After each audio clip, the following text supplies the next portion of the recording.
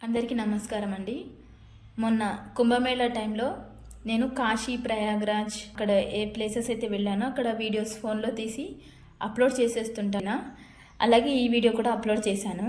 ఒక ఆయన కామెంట్ ఏం పెట్టాడంటే, నువ్వు చూస్తే సిగ్గుచేటుగా ఉంది, నేను ముస్లిమా హిందువా అని ఒక ఆయన కామెంట్ చేశాడు. కొంతమందికి మాత్రమే ఈ మెసేజ్, అందరికీ కాదు. మనం చేసే పనులు కానీ మనం మాట్లాడే మాటలు కానీ 10 మందికి ఉపయోగపడే విధంగా ఉండాలి. నాకు 100 కాంప్లిమెంట్స్ పాజిటివ్గా వచ్చి ఒక్క కామెంట్ నెగిటివ్గా వస్తే నేను దాన్ని పట్టించుకోను. కానీ ఆ ఒక్క కామెంట్ చేసేవాళ్ళు ఫస్ట్ ఆఫ్ ఆల్ వాళ్ళు క్వశ్చన్ చేసుకోవాలి.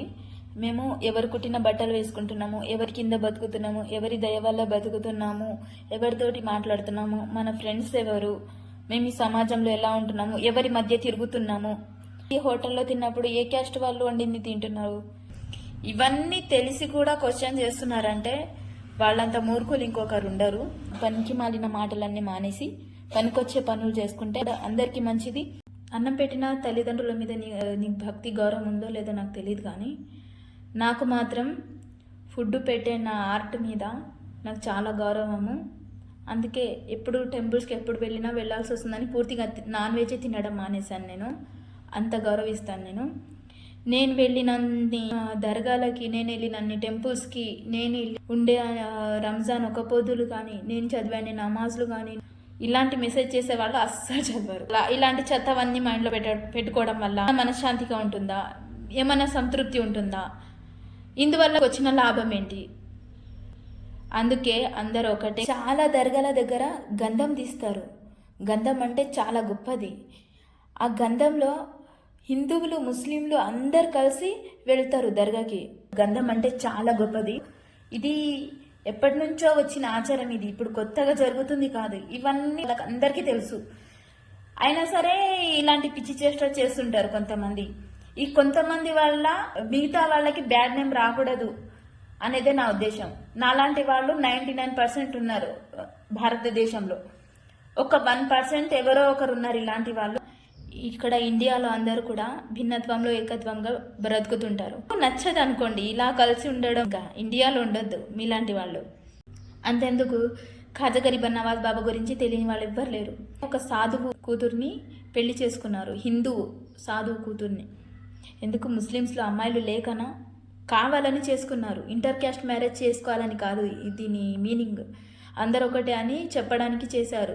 ఖాజా గరీబ్ నవాజ్ బాబా లాగా అలాగే చెయ్యాలని అనుకుంటే వాళ్ళు చేసిన గొప్ప గొప్ప పనులు, వాళ్ళు చేసినంత జనాల అంత మంచి చేసి తర్వాత వాళ్ళు చేసింది ఫాలో అవ్వండి. నేను ఇంటర్ క్యాస్ట్ మ్యారేజ్ తప్పని అనట్లేదు. ఏంటంటే కొంతమంది తల్లిదండ్రులు చాలా సఫర్ అవుతున్నారు దాని దిక్కు నుంచి. మనం మన మతాన్ని ప్రేమించాలి, పరమతాన్ని గౌరవించాలి. అలాగే కొంతమంది ముస్లిమ్స్ నర్సప్ప అని పూజిస్తారన్నమాట. నర్సప్ప అంటే ఏంటి అని మా అత్తమ్మని అడిగితే, నర్సప్ప అంటే నరసింహస్వామిని నర్సప్ప అని అంటారు అని చెప్పారు మా అత్తమ్మ. షిరిడీలో సాయిబాబా ఉన్న చావడి ఉంది. చావడి అంటే ఏంటి? మస్జిద్లో నమాజ్లు, ఖురాన్లు చదువుతుంటారు. సాయిబాబా గుడి దగ్గర ఇంకొక గుడి కూడా ఉంది, హిందువుల గుడి. అన్నీ కలిసి ఉంటాయి. జగద్గురు ఆదిశంకరాచార్యులు వారు ఒకసారి ఆయన స్టోరీ చదవండి. పూర్వీకులు మనకి ఎవరైతే మంచి మార్గాన్ని చూపించారో, మనం ఎవరైతే గ్రేట్ అని మనం భావించి దర్గాలకు వెళ్ళి మనం మొక్కుకుంటున్నాం, మన దేవుళ్ళు అందరూ మనకు చూపించిన మార్గం ఇదే. మరి అందరూ ఒకటే అని. మా తాత ముత్తాతల నుంచి కూడా అందరు కూడా ఇలాగే పెంచారు మమ్మల్ని. మా ముత్తాత పట్వారి అని 30 విలేజెస్ 50 విలేజెస్ ఉంటారు అలా ఒకరు. అలాగే మా తాత కూడా స్కూల్ హెచ్ఎం, మా అమ్మ కూడా స్కూల్ హెచ్ఎం. అందుకే చదువుకొని మంచి జాబ్ల మీద మంచి సంపాదించడానికి, మంచి పేరు ప్రతిష్టలు తెచ్చుకోవడానికి ట్రై చేయండి. ఇలాంటి టెన్షన్స్ ఉండవు. ఆ పనులు ఏవి లేకపోతే ఇలాంటి పనులు పెట్టుకుంటున్నారు. ఊర్లలో ఇలాగే పద్యాలు అవి చదువుతుంటే వాళ్ళు తీసుకెళ్ళి మేము కరెక్ట్ చదువుతున్నామా రాంగ్ చదువుతున్నామా చెప్పండి అని రామాయణ మహాభారతాలన్నీ కూడా చెప్పించుకునేదంట మా తాతతోటి. మా తాత అన్ని శ్లోక పద్యాలు చదివినప్పుడు అవన్నీ అందులోని మిస్టేక్స్ అని కరెక్షన్ చేసేదంట. మా హస్బెండ్ వాళ్ళ డాడీ కూడా మా తాత దగ్గరే ఖురాన్ నమాజ్ చదవడం నేర్చుకున్నారంట. అన్ని పాజిటివ్ థింగ్సే ఉన్నాయి మా ఫ్యామిలీలో. అందుకే చదువుకోవడం ఎంత ఇంపార్టెంటో చూడండి. కొంతమందికి మాత్రమే ఈ మెసేజ్, అందరికీ కాదు. కాకపోతే మారి అందరు కూడా పాజిటివ్గా ఉండాలనేదే నా ఉద్దేశం. మా అమ్మ ఊర్లో అందరు ముస్లిమ్స్ అందరికీ ఖురాన్లు నమాజ్లు చదివించింది. మా ముస్లిమ్స్ అమ్మాయిల్లో ఖురాన్ చదవకపోతే పెళ్ళిళ్ళు చెయ్యరు. ఊర్లో ఉన్న వాళ్ళకందరికీ ఖురాన్ నమాజ్ చదివించింది మా అమ్మనే.